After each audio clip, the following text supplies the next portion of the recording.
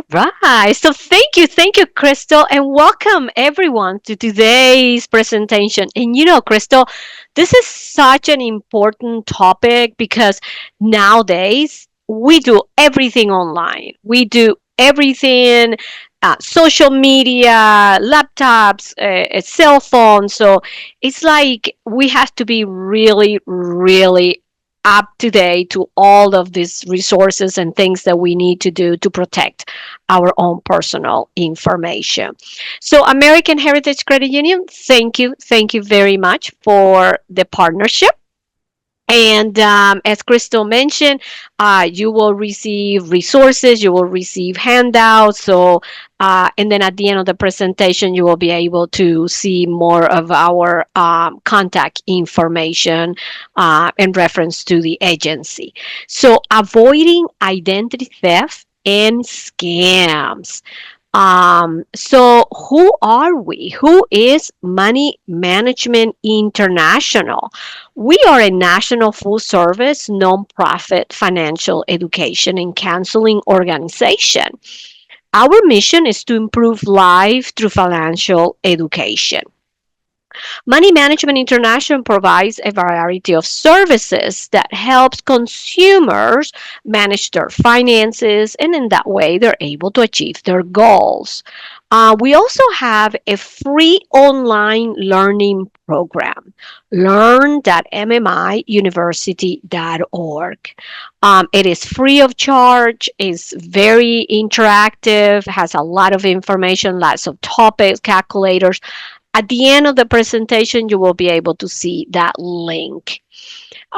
We also offer budget and credit counseling, which is available 24 hours a day, 7 days a week. It is free of charge, it is confidential, and it is delivered by one of our certified counselors.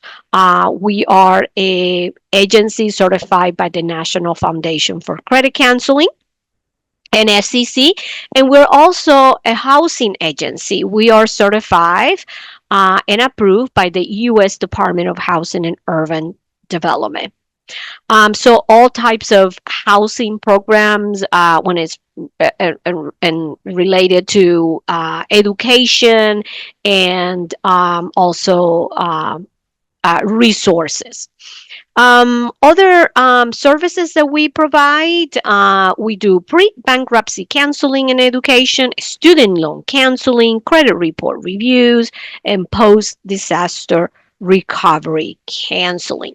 So at the end of the presentation, you will be able to see this slide with our phone number, website, and also our free online program, the link for the free online financial literacy program. Okay, so avoiding identity theft and scam. This program is going to help you protect yourself. It's going to give you a lot of resources, a lot of information, so you are protecting yourself from becoming a victim of identity theft.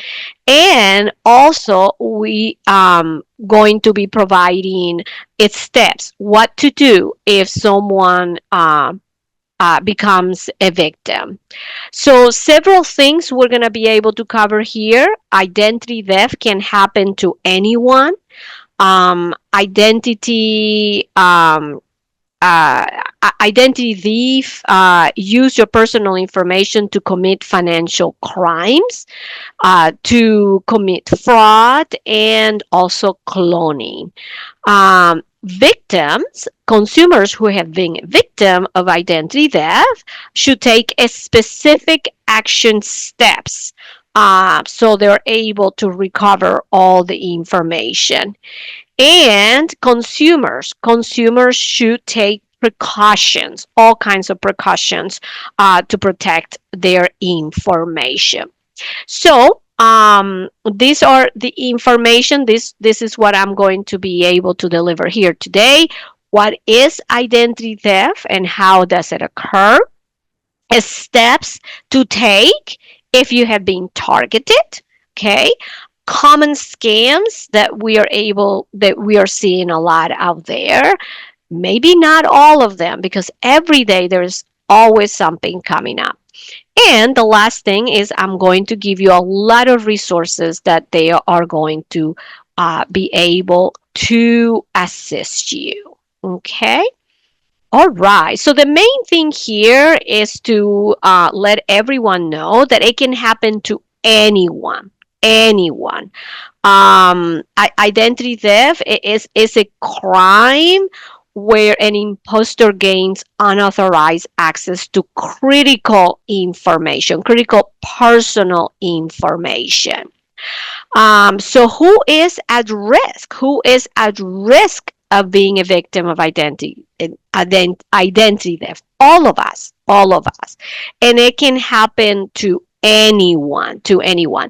This information about percentage and data, all this information has been taken from the Federal Trade Commission or FTC.gov. Why? Because they are the ones who has all the information about what to do if we become a victim, what happened, what information we need to do to prevent. So it is very important to know that we are all vulnerable. We are vulnerable. Okay, so the FTC have many information. FTC.gov has many information. So just a little bit about what the Federal Trade Commission says, because they also keep data. They have a place where people can file if they're a victim, and then they want to also file a complaint, file a report with the FTC, and that way they're able to have all this data. So 5.2 million consumers reports were taken in 2022. So we're talking about 5.2 million credit consumer reports. The most common reports, the most common reports on scams where there were imposter scams, okay, and identity theft. And for individuals who are experiencing or who have experienced fraud, the average loss was around $1,000. But I have seen in the news that many people have lost more than that. But this is kind of the average according to the Federal Trade Commission. So the top three: identity theft, imposter scams, and someone hacking into the credit bureaus or hacking into companies. So this is a very serious issue. And unfortunately, in our current environment, we are sure to see a rise in this type of scams against consumer. But the good news is we can take steps to safeguard against it. Okay, so that is the main thing. This quiz, what is your identity theft IQ? It is in your handout. So I invite everyone to take the time to take this quiz to see if you are taking care of your personal information, how vulnerable you are. So you can do it, and then at the bottom, you're able to calculate your score. So please, I invite everyone to do that. Okay. So what is identity theft? It's a term that refers to any crime involving the illegal use of another individual's identity. Okay. It is a crime when an imposter, a criminal, and many times, and you will see this in my presentation, many times it's someone that we know, has gained unauthorized access to critical personal information. And what critical personal information we're talking about? Well, driver's license, number, name, addresses, social security, uh, credit card account numbers, banking, numbers, checking accounts, savings, etc. Even for the elderly retirement accounts. So by assuming the identity of the victim, the imposter is then able to secure all kinds of employment, lines of credit, withdraw funds from bank accounts, make purchases, and even file taxes, and also gain employment. And medical identity theft is also, so these criminals are also having medical treatments and things like that by using the information of somebody else. Okay, so these are the three different types of identity theft. Financial, and that is includes borrowing money, opening bank accounts, buying products on your name. The most common in here is credit card fraud. Credit card fraud. Or one of the ones that we've seen a lot lately is debit cards. Hacking into the debit card, and then, of course, getting into your checking account. So there is also another one in this type of financial, is where also criminals are able to establish utilities on their names. We're talking about all kinds of utilities, cell phone, cable, internet, in their name, in your name. So they are able to enjoy having service in somebody else's name. Another one is also when people for rental and mortgage loans. We've seen a lot of well, we've seen some of those by reading. I've been seeing it because the Federal Trade Commission has a great information about all the latest crimes that these people are committing. So also to keep in mind, a lot of these identity thieves also file for government benefits, such as unemployment insurance, filing taxes, and any other benefits that the government may be, providing. We have the criminal identity theft happens when an identity theft, a criminal thief give your name to the police during an arrest instead of his or her own name. When the criminal does not show up for his court day, then the police is issuing a warrant, an arrest warrant on your name. Okay. And then the last one, so that's criminal. And the last one is identity cloning. And this happens when someone steals your name, your credit history, your family stories, your educational background, your employment history, and live his or her life under your name. Here, the criminal may get a driver's license or other identification card with his picture, but it's your name. You know, there was a case not too long ago in Florida. It was in the paper. So just research.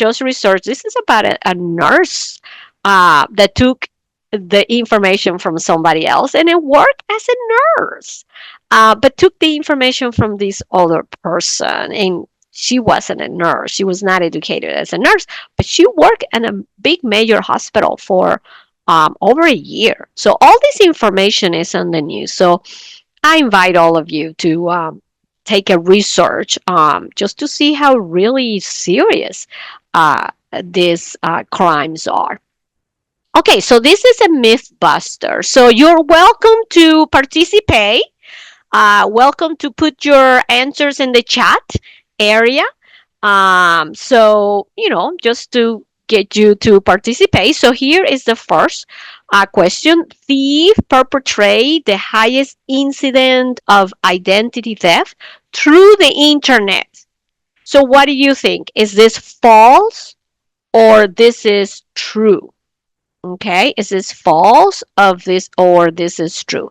Thief perpetrate the highest incident of identity theft through the internet.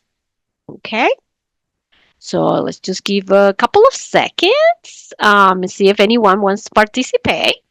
All right, so this is actually false. This is actually false. This myth is actually false. According to the recent studies, Federal Trade Commission, most thieves still obtain personal information through traditional method rather than just the electronic channels. Okay, so misconceptions about identity theft and fraud are common. And part of safeguarding your personal information is knowing the facts. Okay, is knowing the facts. So yeah, believe it or not, a lot of criminals are still obtaining our information just the old fashioned way by maybe stealing your purse, your wallet. But please understand that online fraud continues to rise because most of us are on the internet for work, for purchases, for any other things, working and so forth. So it is very we need to be especially careful during also this age of the social media and of course most of us working online. All right. Okay, so these are different fraud types. Again, this is from the Federal Trade Commission. So we have in there imposter scams, online shopping, price sweepstakes, those are scams or fraud, telephone and mobile services, internet services, healthcare, travel, etc. And identity theft types, credit card fraud, bank fraud, loan or lease fraud, employment, and other ones. Okay. It's also very important to understand that identity theft is very devastating to the victim, both financially and emotionally. Uh, so because of media attention, most people believe persons unknown perpetrate the theft and resulting fraud through the internet. However, this is not true. This is not true. It is hard to comprehend that in over half of all cases, the victim knows the thief.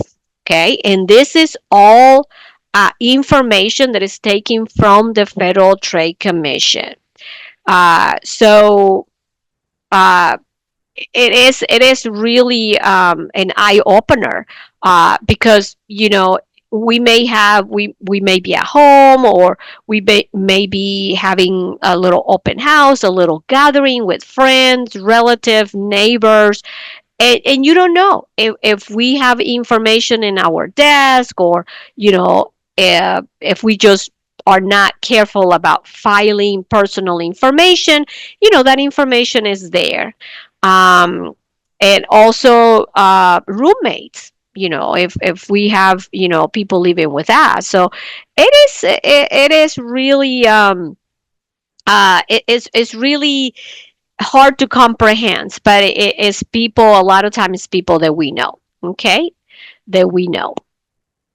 All right, so how does it happen? Um uh Surprisingly, you're often the first resource. You are the first resource an identity thief will use. So if you're like most people, you keep a lot of your personal documentation with you, like your driver's license, debit cards, credit cards, insurance cards, and they're typically in your wallet or your purse. Okay, so that's where the thief may take your information. Another way information can be obtained is through family members or friends with access to your records. So if you keep bank statements, tax forms, or other information out in the open, you could be putting yourself at risk. Okay.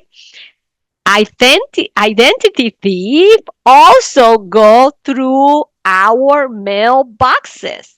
They also will go through our trash. Okay.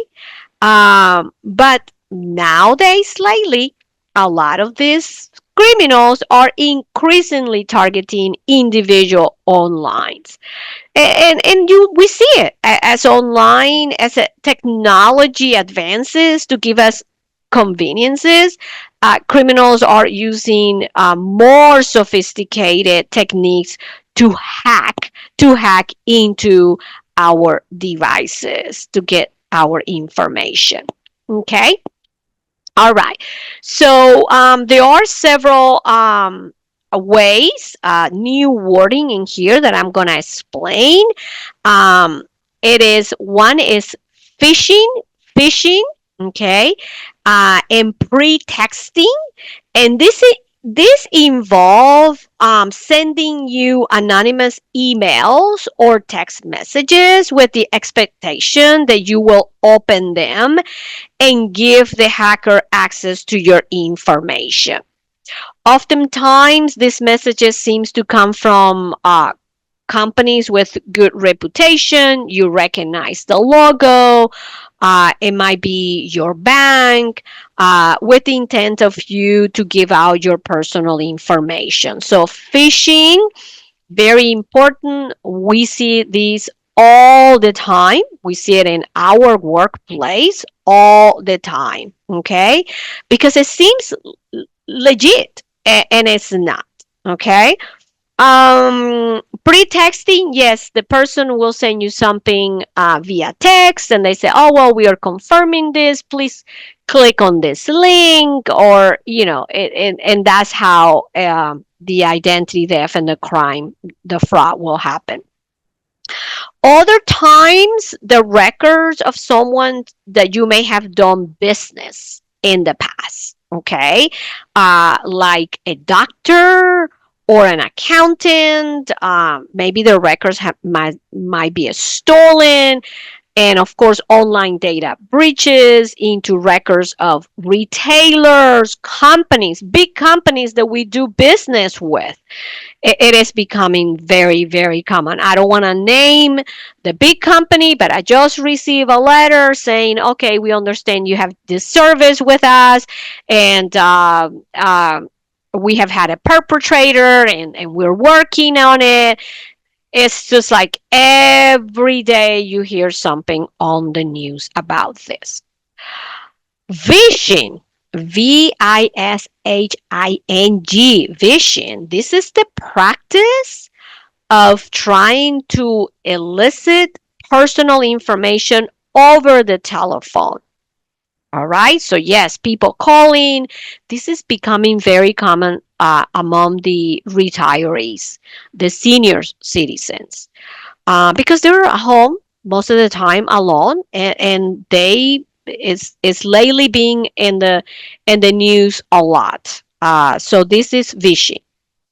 Smishing is SMISHING, and this happens when someone is tricked into downloading a virus or a malware in their cell phone, and their telephone or cell phone device. So if you receive a text asking you to call a number or visit a link, please don't do it, because you can compromise your data, your device. All right. So those are some of the most common and how is the identity theft is happening. Again, these are some more common scams. Um, Imposter scams, and I mentioned this a little bit ago. Information taken from the Federal Trade Commission. Okay. Another another form that I want to mention is also people, criminals can steal your mail. If you work all day and your mail comes and you still have a lot of statements coming into your mailbox, including bank statements, credit card statements, you have to be careful because criminals are just traveling around to get to steal mail from our mailboxes, and this is becoming very lately in the news. I've seen it, apartment complexes where they have all those uh, those big little places where they have individual boxes, and people have been finding that their boxes are open, and some of the mail is being on the floor. There is something called dumpster diving. Dumpster diving is when this criminal rummage through the trash, maybe our trash, maybe the trash of businesses or public trash dumps, looking for personal information. Personal information. Okay. So again, we just have to be very, very careful how we keep our information stored, and it is very it's like, I mean, how these criminals can come out with all these sophisticated ways to steal our information. So all right. So again, these are some of the common scams. One is investment related. That's becoming quite a bit. Business and job opportunity. I hear that a lot from some of my participants in the classes when they receive or they apply for a job and they say no, send money. So just be very careful. All right, so let's do another myth buster. And true or false, most people discover that they are victims of identity theft by monitoring their own accounts, their checking, banking accounts, investment accounts, credit report history, credit card statements. So, is this true or false? What do you all think? I have added in your handouts for this class a copy of the annualcreditreport.com. This is a form that allows you to request your credit report for free. Annual credit report. Remember, we all consumers have 3 credit report histories, and now we are eligible to receive our free copy once a week. Once a week, we're able to request it. Okay, so most people discover they are victims of identity theft by monitoring their own account. Well, this is true. This is actually true. According to the Federal Trade Commission survey, 52% of all the ID theft victims discover the theft by monitoring their accounts, either by reviewing the statements or through their credit report history. So this is why it is so important to read your statements and review your credit report often. Okay, used to be once every 12 months, now it's every week. So take the time, and especially now that we receive most of our statements online. So just take the time to go on your account, open this statement, and see what's going on, what charges were made. Are those legit? Are all those yours? So very important to do that. And also credit card fraud. I mean, this is also growing.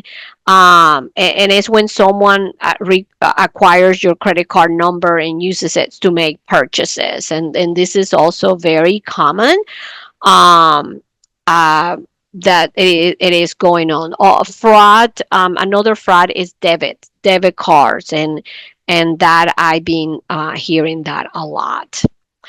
Okay, so um, if you become if you become a victim of identity theft, or if you know someone has been a victim of identity theft, there is a law that help us.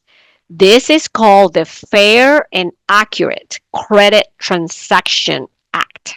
Okay, this law, and more information, you can find all the details about this law under the Federal Trade Commission. The act requires that credit reporting agencies stop reporting allegedly fraudulent account information when a consumer establishes that he or she has been a victim of identity theft. Creditors or businesses to provide copies of business records of fraudulent accounts or transactions related to them. So they have to provide all that information. This information can assist victims in proving who they are. Okay. In fact, they are proving that they are victims of identity theft. Okay. Um, Allows consumers to report accounts affected by identity theft directly to the creditors in addition to the credit reporting agencies. And this is to prevent the spread of wrong information, erroneous credit information. So again, this is the law, Fair and Accurate Credit Transaction Act. Uh, and the most important thing is that credit reporting agencies are going to block that information. So they're not going to be reported. But we have to do, if we become a victim of identity theft, then we need to do our part. And I will show you that information next. Okay. So if ID theft occurs, we must act right away. This is under the Federal Trade Commission, the website right there. When you open the page, federaltradecommission.gov, ftc.gov, you will see identitytheft.gov. So the plan to take immediate steps is contacting your creditors, calling companies where you know fraud have happened. You must place a fraud alert in all of the three credit reporting agencies. You're going to get free copies of your credit report history. You must report the identity theft to the Federal Trade Commission. Also, very important is to complete the affidavit, which is in the Federal Trade Commission identity theft.gov. There is an affidavit that we need to sign, that we need to notarize, and that is a very important step. Filing a police report with your local police department, and all the police departments know this information. You're going to file a police report, and you are going to keep all information, all your records, all documentation related to your claim. You need to keep it in order and in a safe place. Okay, so very important. So if ID happens, we need to act immediately. And the Federal Trade Commission walk you identity theft.gov is going to walk you step by step. Okay. All right, another myth buster. And this is if you can take it can take up to a year. It can take up to a year or more to clear issues if you become a victim. Do you think this is true or this is not true? Okay.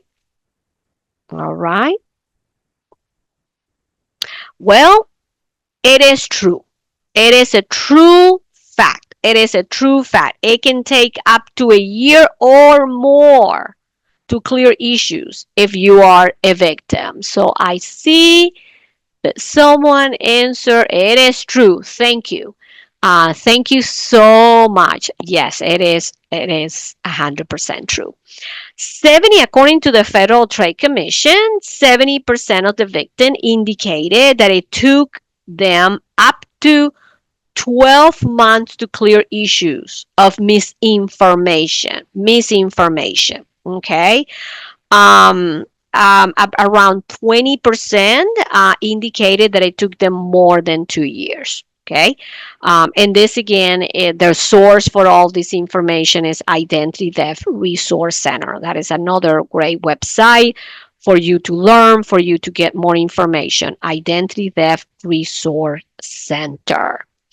All right, so let's take a look at these important 5 steps to take.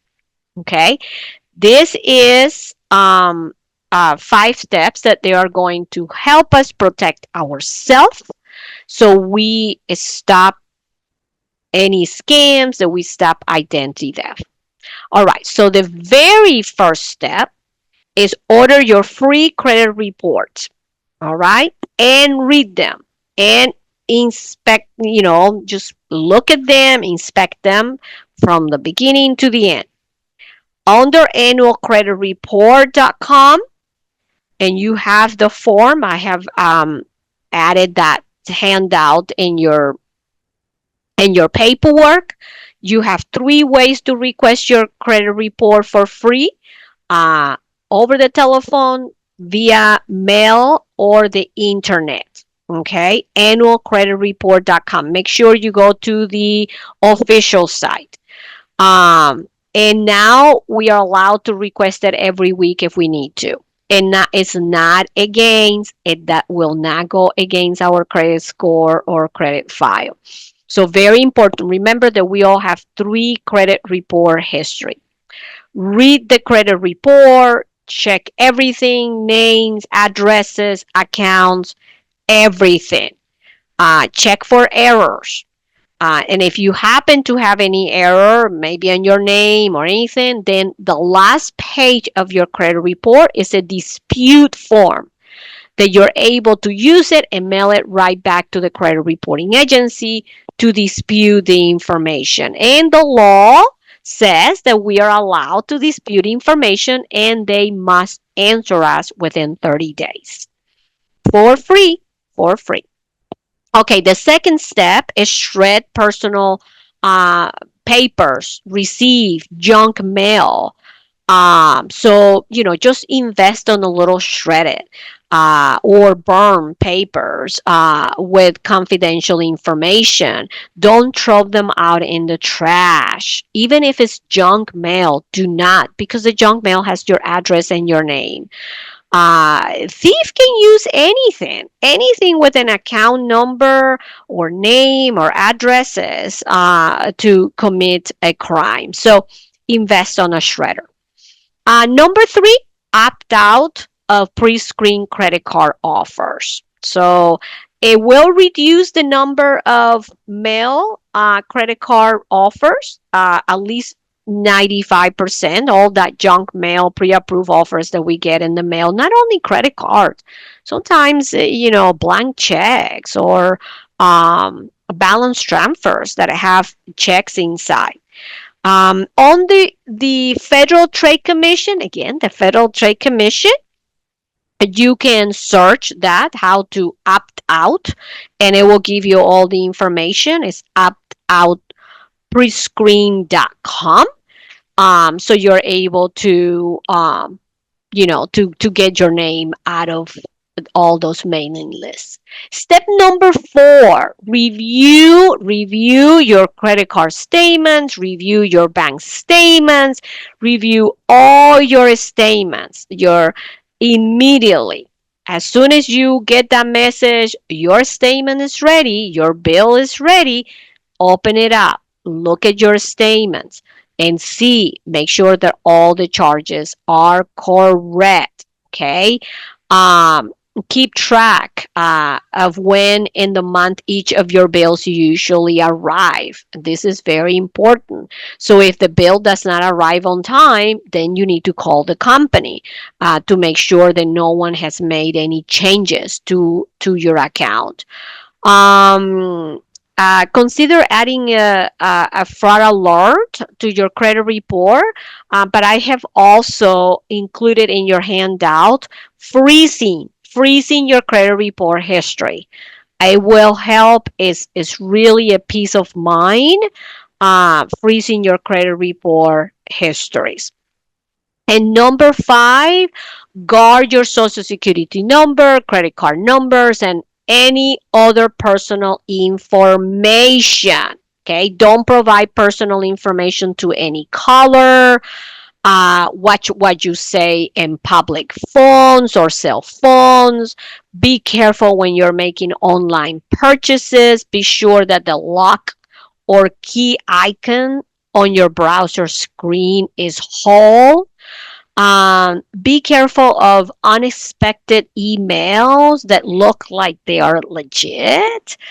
It's funny because our president and the company always send us emails saying, "Hey, an employee just sent me a message saying that they have received a gift card from me, and please be careful." So, the person knows, we all know, so we immediately just kind of uh, send an email to the person, or we have this little uh, uh, piece, this little icon that we can put everything in there. But please be careful, be careful.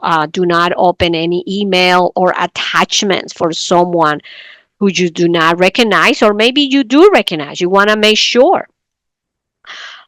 Be sure to update your virus protection software regularly. Make sure your family members know not to give out any information to others, especially the elderly, in the phone. Keep your information guarded. Keep your information protected. Don't leave important papers out on the view. Usually most of us go into the mailbox when we come back from work, and the first place that we put the bills is on the counter or the kitchen table. And it stays there for a while. So be careful on that. Um, Federal Trade Commission, FTC, is the primary resource for fighting back against identity theft. So there are some websites up here on the screen. So if you're able to see my PowerPoint presentation, please just take a picture of it.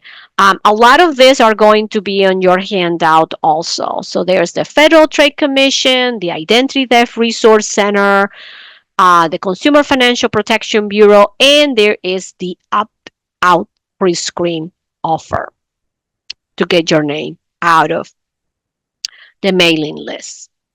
Um, Postal, your U.S. postal place also have a lot of information to avoid identity theft. Their Internal Revenue Service also have a dedicated line to report fraudulent use of your identification number or tax return.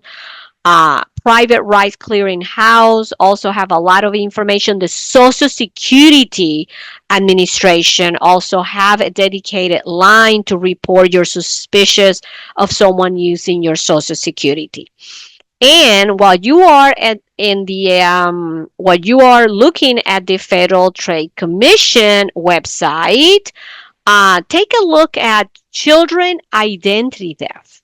Yes, safeguarding your child's future is in there, all the information. There is also medical identity theft. Medical identity theft. So just be careful, keeping all your information safe. What other another important information? Uh, Keep your passwords safe.